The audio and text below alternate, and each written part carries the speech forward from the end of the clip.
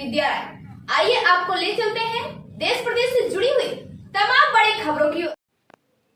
जौनपुर के मछली शहर में जनसभा को संबोधित करते हुए केंद्रीय सड़क परिवहन मंत्री नितिन गडकरी ने योगी सरकार की तारीफ की।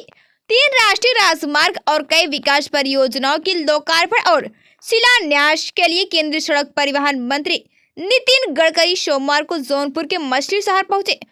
फौजदार इंटर कॉलेज परिसर में जनसभा को संबोधित करते हुए यूपी में फिर से योगी सरकार को लाने की बात कही। गडकरी ने कहा कि मैं आपको वचन देता हूं, विश्वास दिलाता हूं कि एक बार फिर योगी सरकार पर भरोसा जताइए, फिर यूपी की सड़कें यूरोपियन स्टैंडर्ड ही नहीं बल्कि अमेरिका जैसी होगी। मैं झूठ नहीं बोलता करके दिखाऊंगा। केंद्रीय मंत्री ने कहा कि सीएम योगी ने यूपी में गुंडा राज को उखाड़ फेंका है, माफिया राज को बुलडोजर के नीचे दबा दिया है। आज पूरा देश योगी आदित्यनाथ जी को इस बात के लिए याद करता है कि उन्होंने यूपी को माफियाओं से मुक्ति दिलाकर यूपी को विकास की राह पर लाकर खड़ा कर दिया है। सबकी नजर के लिए सर्वेश तिवारी की खास रिपोर्ट। लगा दे, मैं 5 लाख करोड़ के काम आने वाले 5 साल में 5 लाख करोड़ के काम उत्तर प्रदेश में हमारी सरकार करके दिखाएगी।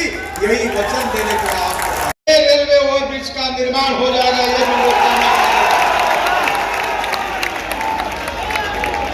ये दोनों आरोपी बनने से शहर में ट्रैफिक जाम समाप्त हो जाता है। मछली शहर से मड़ियाऊ होकर मुढेला तक मार्ग को मैंने भारतमाला परियोजना में शामिल कर दिया है और उसको विकसित करने के अधिकारियों को निर्देश भी दिए हैं। ये बहुत महत्वपूर्ण महामार्ग है। सरोज जी अभी मुझे बता रहे थे, मैंने बोला मत बताओ, मैं घोषणा कर देता हूं। जनसभा को संबोधित करते हुए मुख्यमंत्री योगी आदित्यनाथ ने कहा कि पिछली सरकार सरकारी खजाने में डकैती डालने का काम करती थी। शासन की योजनाओं को सिर्फ अपने चहेतों को दिया जाता था। गरीब और किसान तो सरकारी योजनाओं के लाभ से वंचित रहते थे। उन्होंने कहा कि बीजेपी सरकार में आज हर गरीब व किसान को योजनाओं का लाभ दिया जा रहा है। मुख्यमंत्री योगी आदित्यनाथ ने कहा कि पिछली सरकार श्रमिकों का सम्मान नहीं करती थी क्योंकि उन्होंने गरीबों की चिंता नहीं थी। इस समय श्रमिक, किसान, युवा और हर एक तबके के लोगों को सम्मान देते हुए एक भारत श्रेष्ठ भारत की परिकल्पना को साकार किया जा रहा है। गरीबों के रोजी रोटी पर डकैती डालने का कार्य किया, जाति के नाम पर आपस में लड़ाने का कार्य किया, पेशेवर माफिया और अपराधियों को सत्ता का सरपरस्त बना करके व्यापारियों की संपत्ति पर कब्जा करने और उद्यमियों को उजाड़ने का कार्य किया।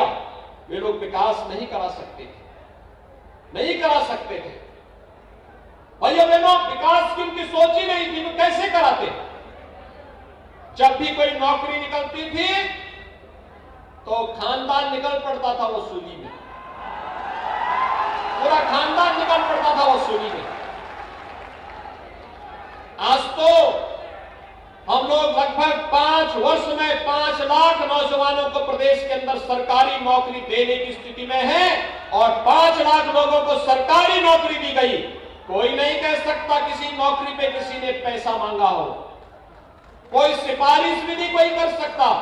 ईमानदारी के साथ प्रदेश के नौजवानों को उनका हक देने का कार्य जो संकल्प था, उस संकल्प को आगे बढ़ाने का कार्य किया गया। भाइयों बहनों, कोरोना के दौरान आप सबने देखा होगा, आप सबने देखा होगा, ये कोरोना महामारी पिछले 20-22 महीनों से पूरी दुनिया को पस्त की हुई है, लेकिन भारत के अंदर प्रधानमंत्री मोदी जी के नेतृत्व में कोरोना प्रबंधन का जो अभूतपूर्व कार्य हुआ और दुनिया के सामने एक नजीर है। और बिना रुके, बिना डिगे, बिना झुके, क्या गांव हो, क्या गरीब हो, क्या किसान हो, क्या नौजवान हो, क्या महिलाएं हो, समाज के प्रत्येक तबके के लिए इस प्रकार की योजनाओं को लागू करना, उसे लागू करना चाहे वह फ्री में टेस्ट हो, फ्री में उपचार और फ्री में वैक्सीन के साथ साथ अब फ्री में अन्न योजना का लाभ भी। डबल डोज की सरकार है तो अन्न का डबल डोज भी मिलेगा। कितने लोगों ने वैक्सीन लगाया है यहां पे?